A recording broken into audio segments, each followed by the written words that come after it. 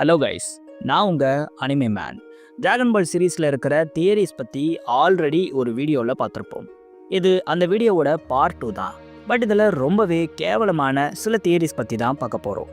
அதுக்கு முன்னாடி நம்ம சேனலுக்கு சப்ஸ்கிரைப் பண்ணிவிட்டு அப்படியே அந்த லைக் பட்டனை தட்டி விட்டுருங்க.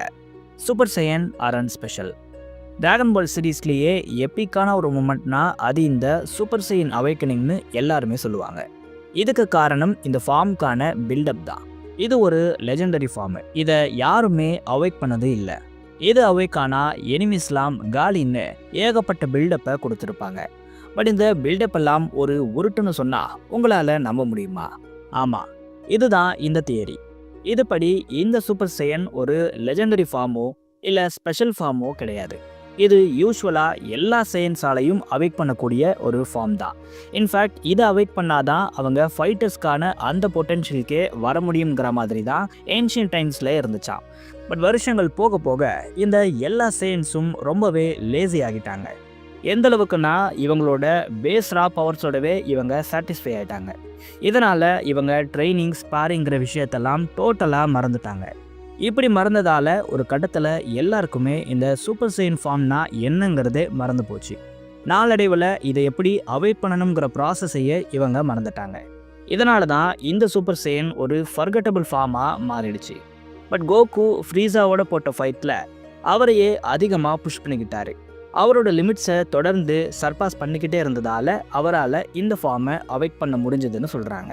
இந்த தியரிக்கு ப்ரூஃபாக இவங்க சொல்கிறது என்னென்னா, கோகுக்கு அப்புறம் வந்த எல்லா சயின்ஸும் இந்த ஃபார்மை ஈஸியாக அவாய்ட் பண்ணிடுறாங்க. இதுக்கு ரீசன் கோகு இப்படி ஒரு ட்ரெண்டை செட் பண்ணது தான். இதை நோக்கி எல்லாரும் போனதால தான் எல்லாராலையும் இந்த ஃபார்மை அவாய்ட் பண்ண முடிஞ்சுதுன்னு சொல்கிறாங்க.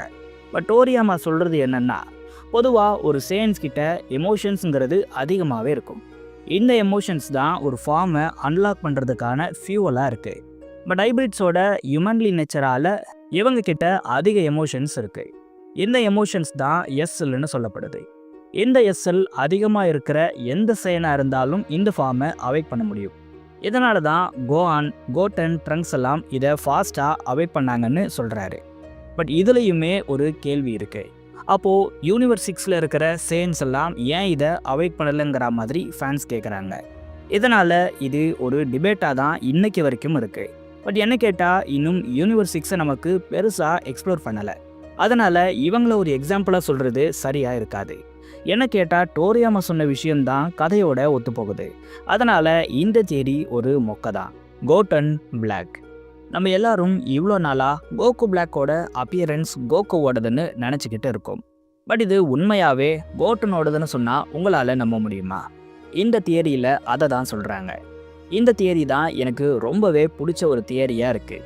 இப்படி உண்மையாகவே நடந்துருந்துச்சுன்னா பலவிதமான ஸ்டோரி லைன் டிராகன் பாலில் வந்திருக்கும். முக்கியமாக கோட்டன் கேரக்டருக்கு பெரிய டெவலப்மெண்ட்டாக இது இருந்திருக்கும். ஏன்னா இப்போ கரண்ட்டில் இவர் அப்படியே கோகுவோட கேரக்டரை தான் ப்ரொஜெக்ட் பண்ணுறாரு. இவருக்கும் கோகுக்கும் எந்த விதமான வித்தியாசமும் இல்லாத மாதிரி தான் இப்போது போயிட்டுருக்கு. ஒருவேளை இது நடந்திருந்தால் செம்மையாக தான் இருக்கும். பட் இந்த ஒரு தியரியில் ஒரு மிகப்பெரிய ஓட்டையே இருக்குது. ஆமாம், ஃபியூச்சர் ட்ராங்க்ஸ் டைம்லைனில் கோகு ஆல்ரெடி இறந்துட்டார்.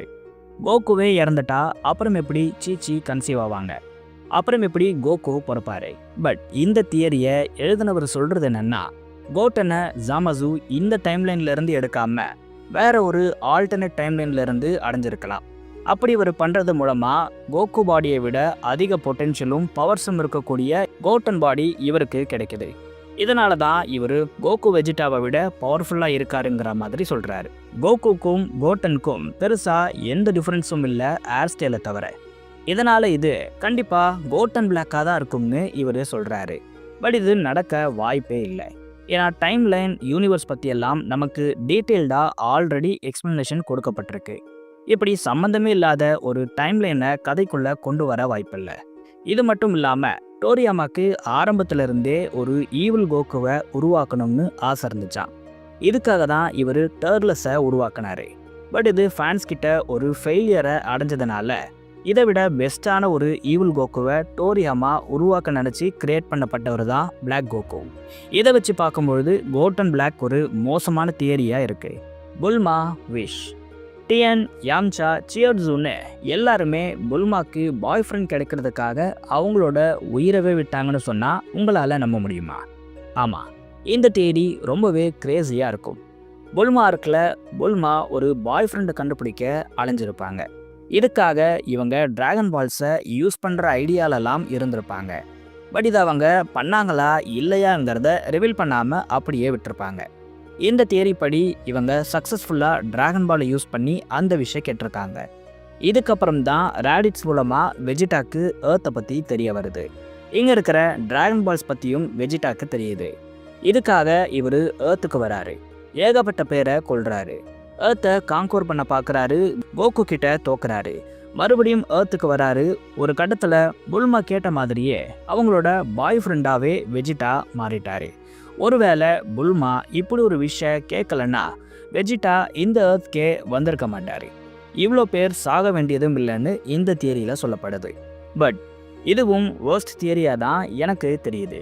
ஏன்னா வெஜிடா ஏர்த்துக்கு வர்றது எதர்ச்சியாக நடந்த ஒரு விஷயம் இல்லை. பக்காவாக பிளான் போட்டு ஏர்த்தை கேப்சர் பண்ணணுங்கிற மோட்டிவோட தான் வெஜிடா வந்தார்.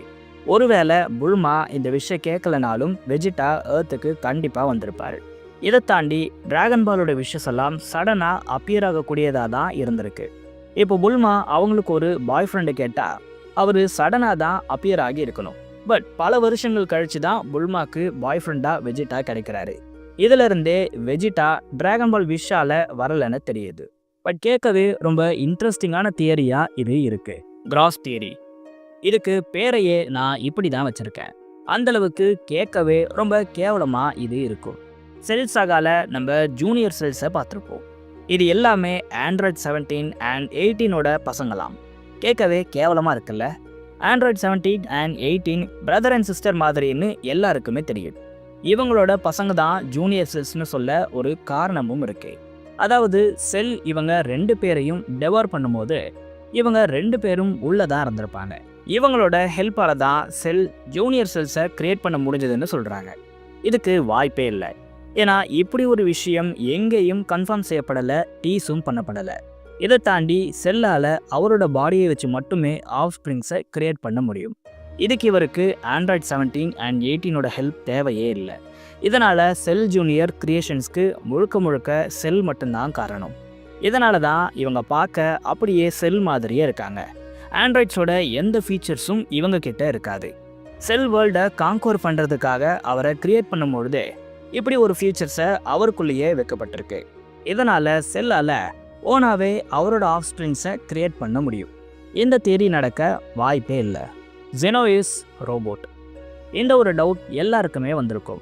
ஷைனி பிளாஸ்டிக்கால் ஆன ஹெட், அயனில் செய்யப்பட்ட இயர்ஸ், அசைவே இல்லாத பெடி ஐஸ், கிண்டர் கார்டன் கிட் பிஹேவியர்னு ஆம்னிக்கிங்னு சொல்லப்படுற ஜெனோவோட இந்த எல்லா விஷயமும் நமக்கு பல டவுட்ஸை தான் கொடுத்துருக்கும்.